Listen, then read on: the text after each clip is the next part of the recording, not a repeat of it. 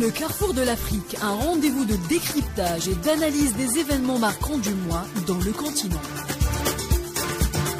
Experts, consultants et analystes décortiquent l'actualité dans le Carrefour de l'Afrique. Et c'est sur Ifriqiya FM.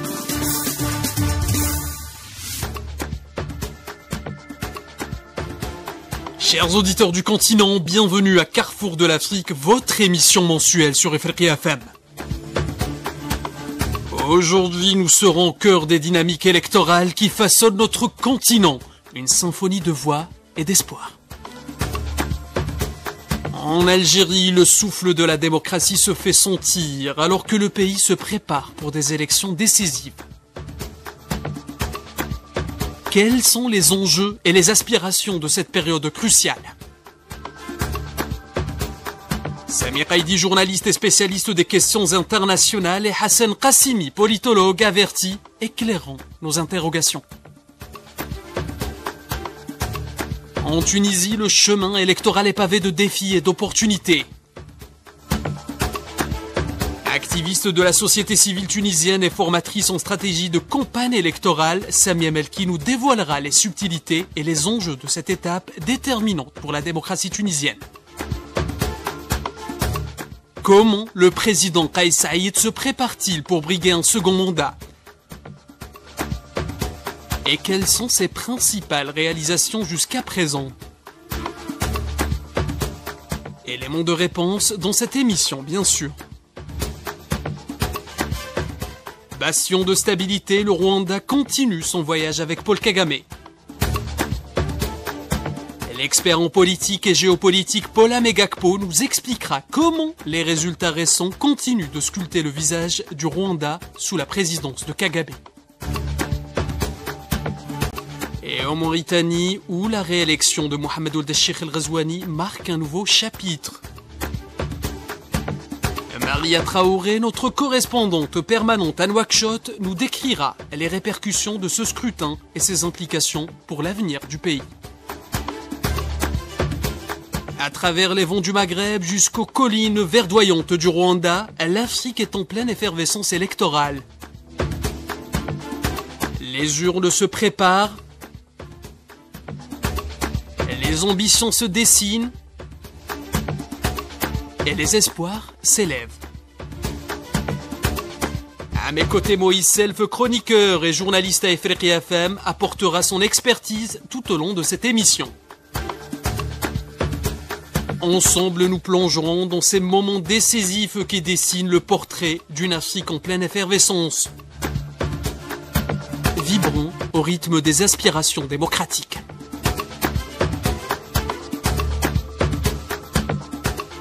Il est là, Moïse Self. Moïse Self, bonjour. Bonjour Abdel. Content de te voir, Moïse Self. Alors, on parle des élections aujourd'hui. Beaucoup d'élections en Afrique cette année. Oui, effectivement, beaucoup d'élections cette année, 2024, une année assez riche. On va le dire Sénégal, la Mauritanie, l'Algérie, d'ici peu le Rwanda, et c'est toute l'Afrique du nord au sud. Oui. Et l'Afrique du Sud aussi récemment. Récemment aussi, oui. L'Afrique du Sud aussi avec l'ANC. Et effectivement, donc on peut dire qu'on est assez servi cette année. Donc le processus électoral est très présent dans ce continent africain. Tu as cité l'Algérie. On va commencer avec l'Algérie, donc des élections anticipées mais très attendues. Très attendues, je pense. Pour moi qui suis international, je suis en Algérie journaliste à Ifriqiya FM. Depuis 2018, j'ai assisté à la venue du président actuel, Abdelmadjid Tebboune, bientôt sortant. Donc je pense qu'ils sont effectivement très attendus du peuple. Alors, et pour parler justement de l'Algérie, nous avons avec nous au bout du fil Sami Qaidi, je le disais, journaliste et spécialiste en relations internationales, et Hassan Qassimi, politologue et géopoliticien. Bien le bonjour à vous, messieurs. Bonjour. Bonjour. Bonjour. Alors j'aimerais commencer avec Sami Qaidi, un collègue à moi, journaliste aussi, avec ces élections, donc je le disais, algériennes. Peut-être Sami Qaidi, quels sont les enjeux majeurs des élections présidentielles algériennes prévues donc le 7 septembre ? Alors oui, effectivement, tout d'abord, c'est des élections anticipées et qui sont amenées à à être extrêmement importante compte tenu du rôle de l'Algérie sur la scène internationale. Il faut rappeler que l'Algérie est un pays pivot, central et une puissance régionale, donc cette élection sera extrêmement attendue. Au niveau du peuple algérien, elle est aussi un moyen d'exprimer sa citoyenneté et de se rendre massivement aussi dans les bureaux de vote pour choisir les candidats de chacun. D'accord. Hassan Qassimi, je me tourne vers vous. On le sait, le président sortant Abdelmajid Tebboune briguera un second mandat. Il sera donc candidat à cette prochaine élection, des élections anticipées, je le disais, prévues pour le 7 septembre. Quelles sont les principales propositions des candidats? Quels sont les arguments de ces candidats déjà? Écoutez, avant de répondre à votre question, celle que vous venez de poser, je pense que vous avez fait tout à l'heure une petite observation sur laquelle je voudrais revenir. Oui.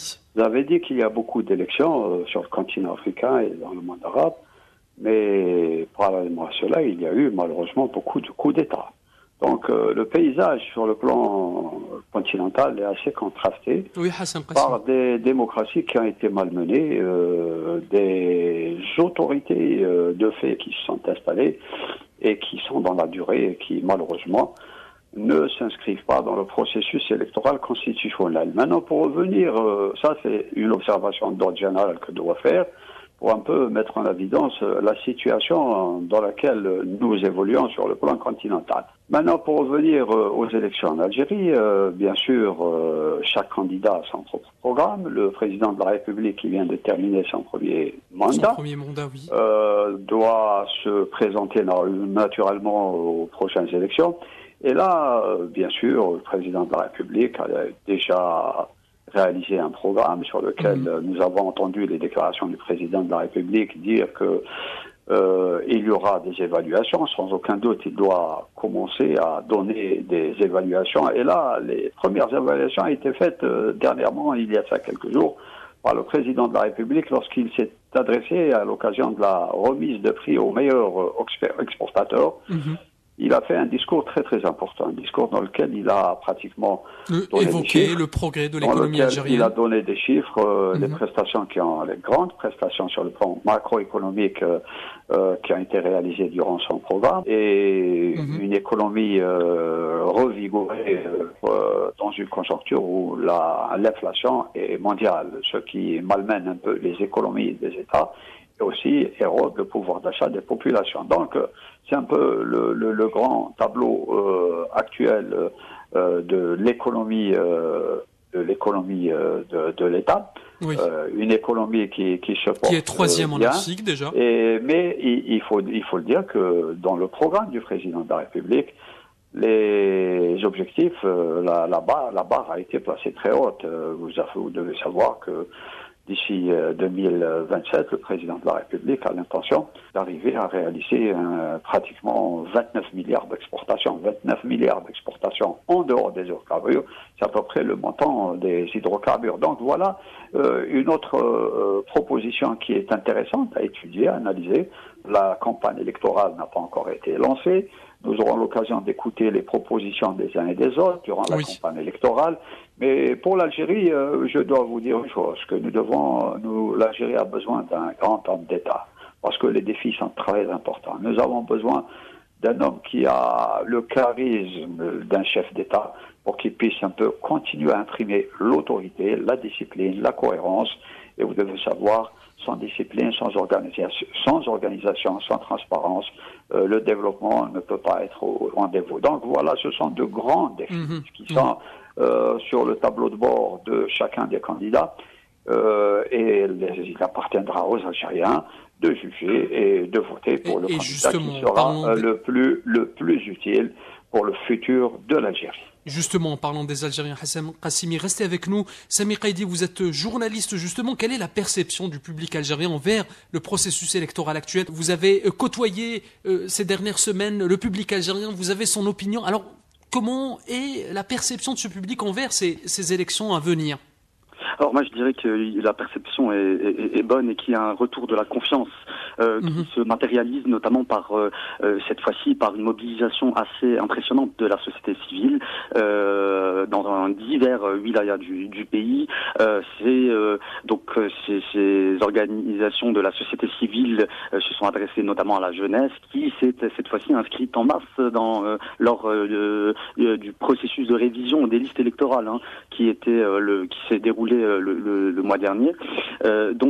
Effectivement, on observe une soif particulière cette année, donc une mobilisation générale, notamment des organisations de la société civile, de la jeunesse aussi, qui, à travers notamment dernier fait en date des scouts musulmans algériens, se sont largement mobilisés aussi pour se mobiliser quant à l'importance de cette élection, compte tenu aussi de la situation internationale qui est plus que jamais chaude. Et on sait aussi, Sami Qaidi, que celui qui va organiser ces élections, c'est l'autorité nationale indépendante des élections, donc qui va gérer justement ces élections. Quel rôle va jouer donc l'ANI ? Alors, l'ANI, qui est l'autorité nationale indépendante des élections, joue un rôle prépondérant et de premier choix, dans la mesure où, suite à sa création en 2019 et suite à sa constitutionnalisation en 2020, l'ANI joue ce rôle d'organisation, de surveillance et de préparation de ce processus électoral, de cette étape électorale importante qui est l'élection présidentielle. L'ANI bénéficie à présent d'une expertise et d'une expérience assez grande compte tenu des nombreuses élections qu'elle a supervisées. L'ANI aujourd'hui est aussi possède, de grands moyens, de grandes ressources, tant matérielles qu'humaines, pour mener à bien cette mission. Oui. Hassan Qassimi, tout à l'heure vous avez parlé des pays africains. Alors, quel serait l'impact de ces élections avec les autres pays en Afrique ? Vous devez savoir qu'au niveau de l'Union africaine, nous devons rappeler ce qui est très important, un document très important de l'Union africaine, c'est l'agenda de l'Union africaine à l'horizon 2063. Oui. L'agenda 2063 de l'Union africaine a consacré un certain nombre d'objectifs qui sont très importants et très forts, à savoir c'est de réduire, sinon faire disparaître d'une manière définitive les conflits, les crises, les guerres à l'horizon 2063. Et vous devez savoir que pour aller vers des élections honnêtes, crédibles et impartiales, il faudra absolument que la sécurité soit là, il faudrait absolument que l'État soit en mesure de garantir toutes ces exigences. Et là, je voudrais revenir à la question que vous avez posée tout à l'heure au sujet de l'ANI, de sa mission et de son statut.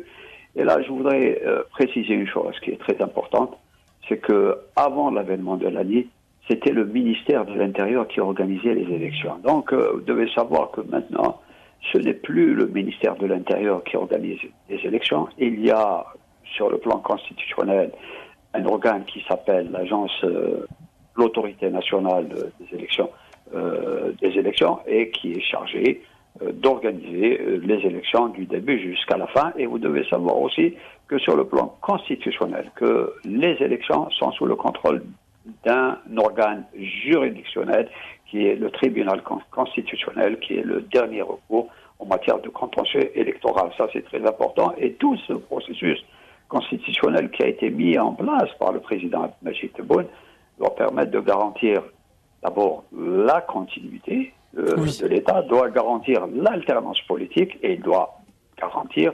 l'impartialité dans le déroulement du processus électoral du début jusqu'à la fin. Maintenant, pour revenir à l'Afrique, vous devez savoir qu'il y a une situation qui est un peu préoccupante. Ce sont le retour de vieux démons de la tyrannie du pouvoir anticonstitutionnel. Et là, ça se manifeste par des coups d'État qui remettent en cause dangereusement les pays du Sahel, la sécurité et la stabilité, non seulement des populations, mais aussi des territoires. Vous parlez des pays du Sahel, Hassan Qassimi. De manière très forte, pour que les pays qui ont vécu ce genre de phénomène extra-constitutionnel puissent revenir rapidement, comme le Mali, le Niger, la Burkina Faso, la Guinée, Guinée-Conakry puisse revenir rapidement vers l'organisation des élections dans ces pays pour pouvoir un peu être à même et en mesure de réaliser des objectifs stratégiques en matière de développement, la sécurité, la souveraineté, le développement. Et tout cela ne peut pas être réalisé si on n'a pas des institutions légitimes, des institutions élues par la population. Et vous devez savoir que les élections ne sont pas une fin en soi, ce n'est qu'un début d'une ambition politique, ce n'est qu'un début d'un programme politique. Et le plus important, c'est de réaliser les objectifs pour lesquels le candidat a été élu, à savoir prendre en charge les attentes des populations qui sont de plus en plus importantes. Et vous devez savoir que nous sommes passés par des moments qui sont très difficiles. La guerre d'Ukraine et le Covid ont eu des conséquences collatérales désastreuses sur la sécurité alimentaire, sur la sécurité sanitaire. Hassan Qassimi, vous avez évoqué des pays voisins de l'Algérie, des pays du Sahel, on le sait, où l'ordre constitutionnel n'est pas encore rétabli. Comment les élections algériennes peuvent-elles impacter les relations de l'Algérie avec ces pays voisins, et là je cite le Niger et le Mali? Vous devez savoir que l'Algérie a des institutions qui sont très fortes, puissante. Oui. Bien sûr, le parfait n'existe pas dans le monde, mais l'Algérie, la gouvernance de l'Algérie aspire à s'améliorer dans le temps et dans l'espace. Les objectifs, nous les connaissons. C'est la modernisation, c'est la numérisation, et aussi c'est d'aller vers des modes de gouvernance qui soient conformes aux normes universelles. Et là, l'Algérie peut-être considérée comme d'ailleurs le Rwanda, qui est un bon exemple en matière de développement, en matière de stabilité, en matière de sécurité, même si ce pays est passé par des moments très difficiles. Mais non, ce qui est le plus dangereux, sur le continent africain et sur lequel l'Algérie travaille de manière très forte, ce sont les ingérences étrangères. Vous devez savoir que les ingérences étrangères, les conséquences de ces ingérences ont été dramatiques pour les populations et pour les États africains. Sami Kaidi, pour revenir en Algérie, quels sont selon vous les défis économiques et sociaux que les candidats devront adresser? Le candidat algérien. Oui, tout à fait. Donc, effectivement, je pense que la thématique du pouvoir d'achat, eu égard aussi des contextes post-Covid et post-aussi conflit en Ukraine, ont entraîné, par exemple, la hausse de certaines denrées ou de matières premières, et ce qui entraînera forcément la question aussi donc du pouvoir d'achat, du logement, de l'éducation, je pense, qui seront les thématiques essentielles de cette élection, mais pas que. Moi, je dirais qu'elles ne seront pas aussi que d'ordre socio-économique. Elles pourront aussi être aussi de l'ordre de la politique internationale, c'est-à-dire que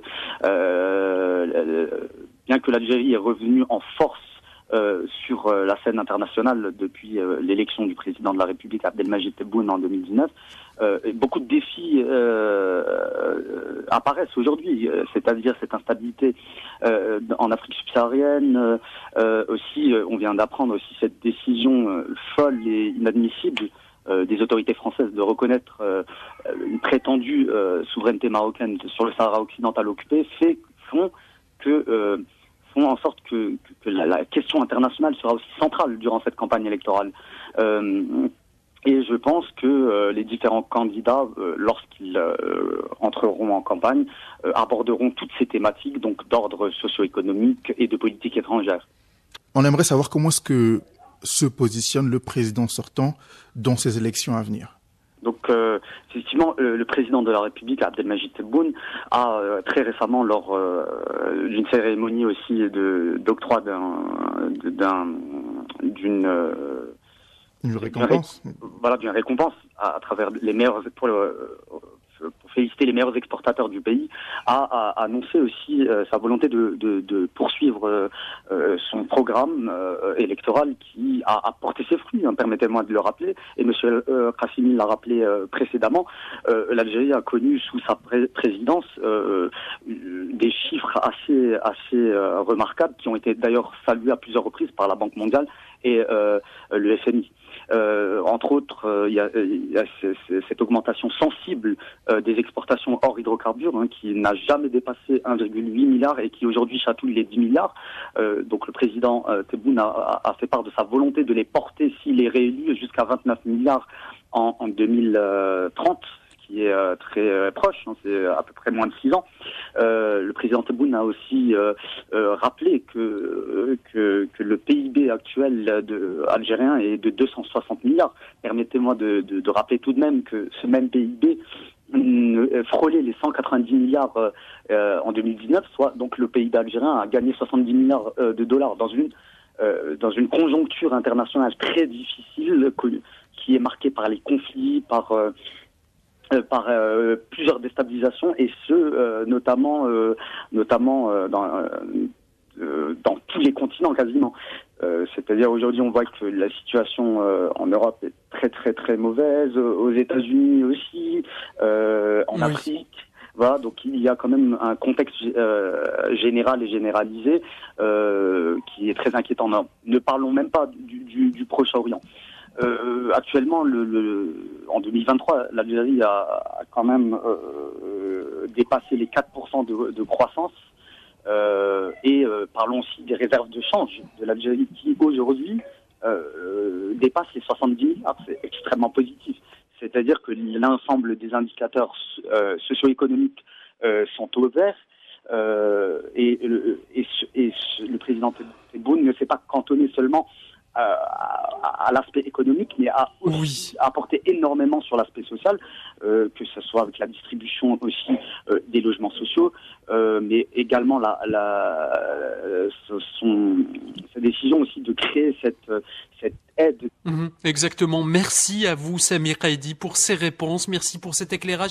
Je tiens aussi à remercier Hassan Qassimi, politologue et géopoliticien, pour ses réponses et pour son éclairage aussi. Le temps pour nous, Moïsef, de passer à un autre sujet. D'autres élections se préparent. On va pas s'éloigner beaucoup de l'Algérie.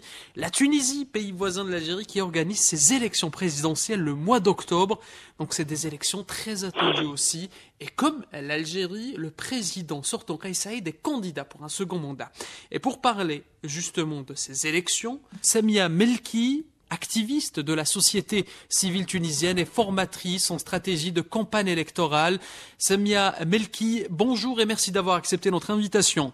Bonjour. Première question, Samia Melki, concernant ces élections à venir en Tunisie. Quels sont les principaux défis de cette élection présidentielle le mois d'octobre ? D'accord. Beaucoup d'encre est en train de couler à propos des élections présidentielles tunisiennes prévues pour le 6 octobre. Vous savez que le président Saïd, il est assez atypique. Moi, je me suis dit que la popularité dans laquelle il jouit dans beaucoup de régions, parce que il le considère comme le Robin Hood, le Guillaume Tell, etc., le sauveur, il est très aimé en Tunisie.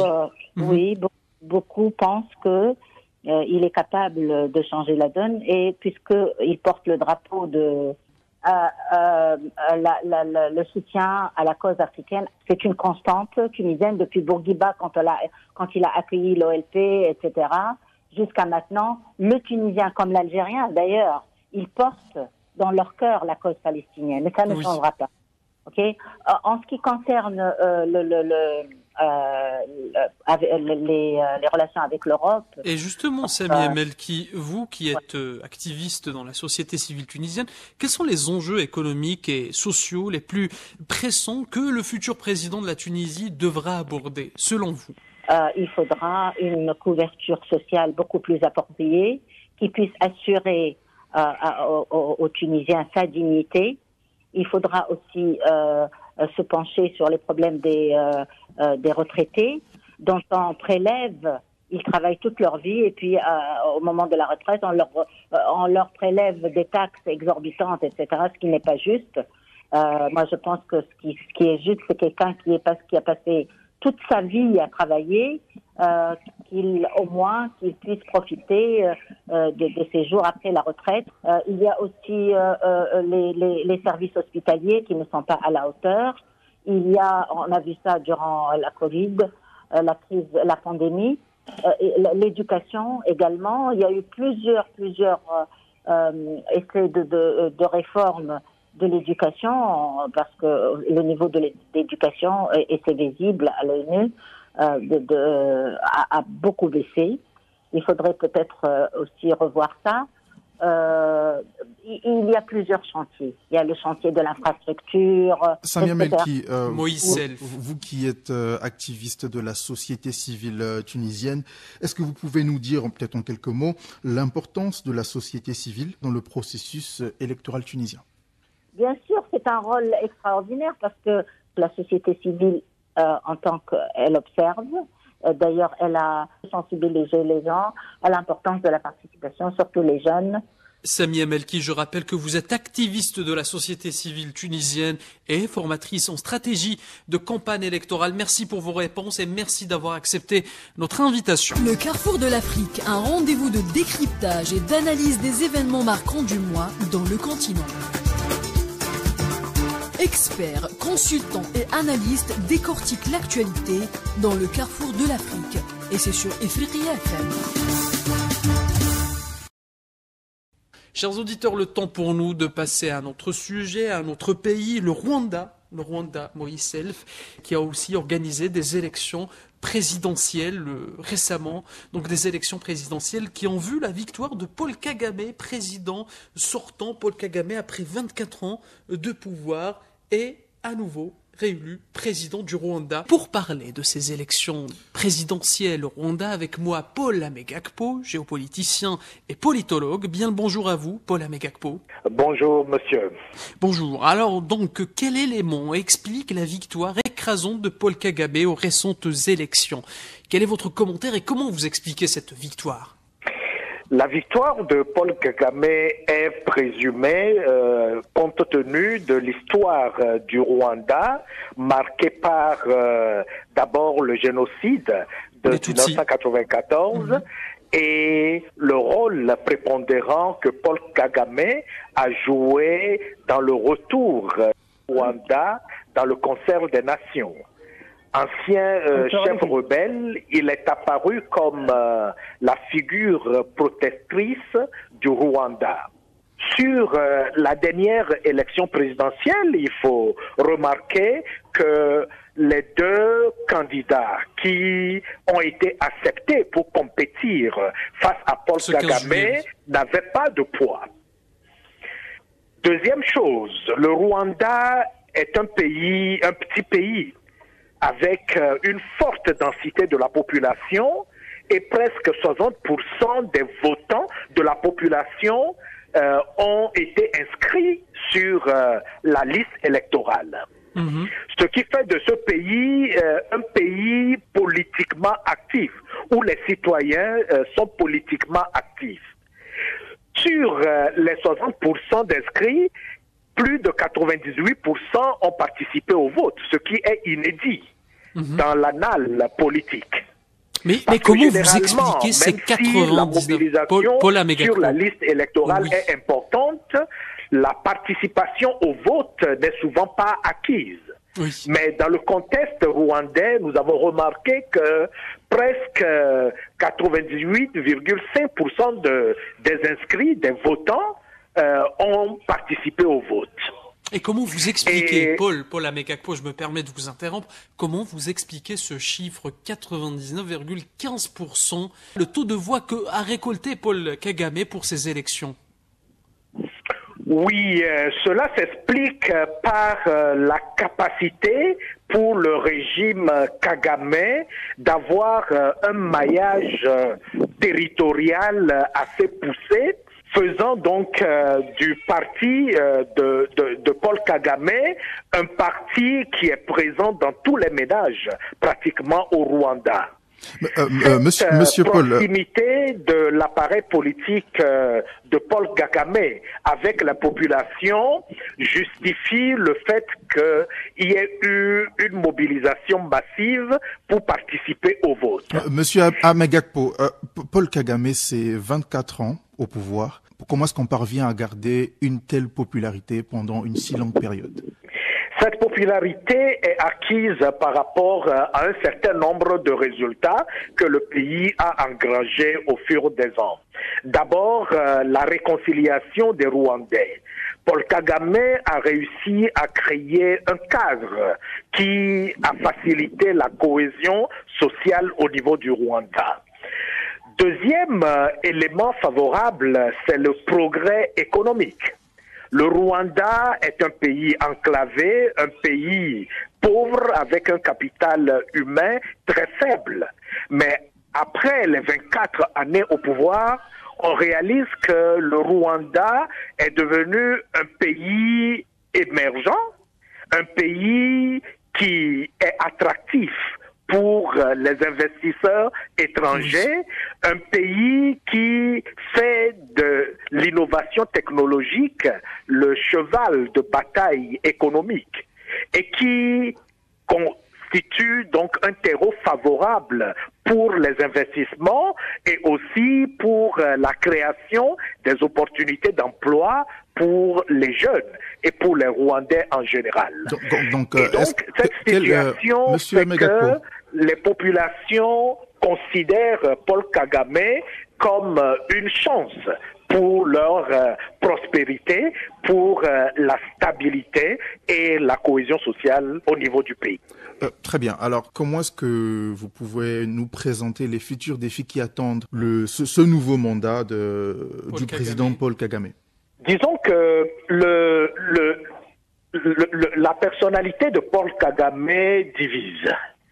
C'est une personnalité qui a une bonne audience au niveau national, au Rwanda, mais qui est critiquée à l'international pour son approche autoritaire. La communauté internationale considère Paul Kagame comme un leader politique qui ne favorise pas la libre expression politique, qui persécute les opposants politiques, mais aussi qui développe une politique étrangère peu courtoise avec ses voisins, notamment le soutien aux groupes armés au niveau de la République démocratique du Congo, où le M23 sévit actuellement au Nord Kivu et où le régime de Paul Kagame est reconnu comme ayant apporté un soutien déterminant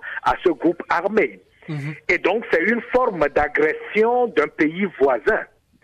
Et au-delà de ça, nous avons vu récemment la bataille juridico-politique qui avait entouré l'accord que le Rwanda signait avec la Grande-Bretagne pour l'extradition des demandeurs d'asile vers le Rwanda, ce qui est considéré comme une forme de déportation ou de déplacement forcé des demandeurs d'asile.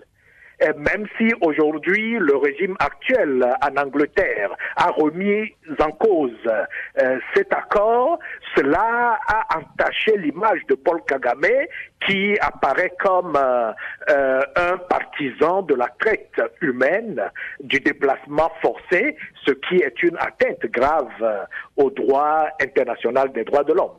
Oui, alors on le sait, le Rwanda c'est le bastion de la stabilité, Paul Kagame est un personnage très populaire au Rwanda, il est réélu candidat pour ce 4e mandat.